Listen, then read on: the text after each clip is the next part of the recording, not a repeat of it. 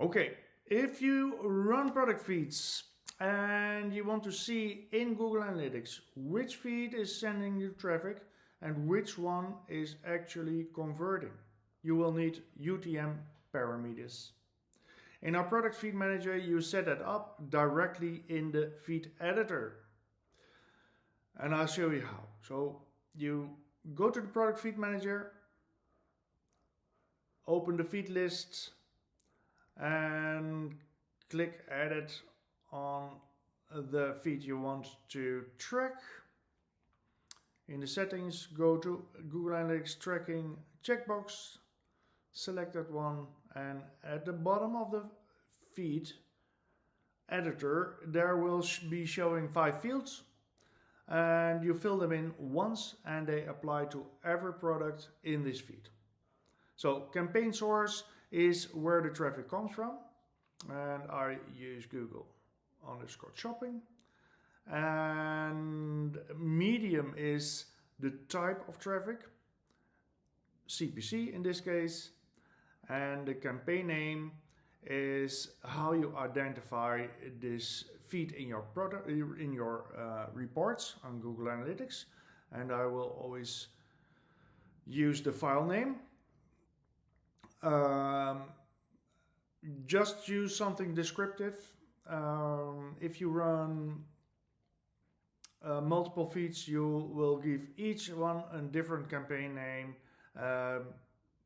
That's how you can compare them in analytics later. Then the 2 fields next to it, campaign terms and campaign content, are optional fields. And if you want to track at product level, you can use shortcodes here instead of a static value. For instance,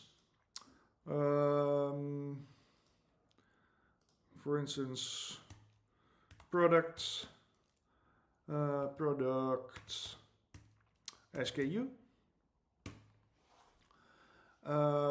So when the feed generates it, that gets replaced by the actual SKU of each product.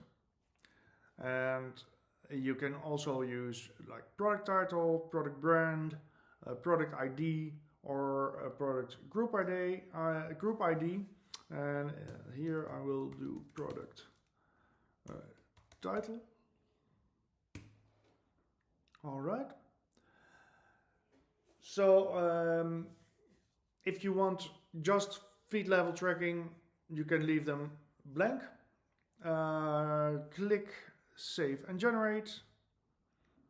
Processing. So actually that's it. You can even show feed, and then you will see the title of each product has got the UTM source tag, and that's how you can use Google Analytics to track the performance of your feed once the product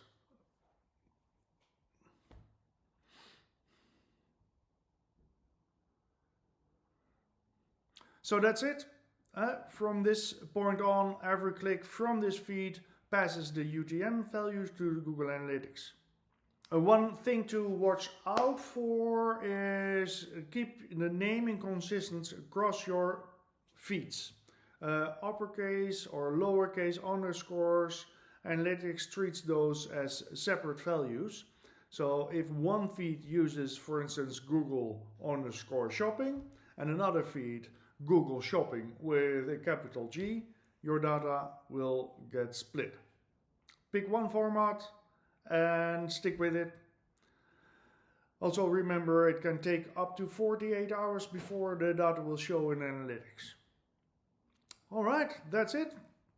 Very easy and quick. If you have any question, leave a comment below or open a ticket at WP Marketing Robot. And well, see you in the next one.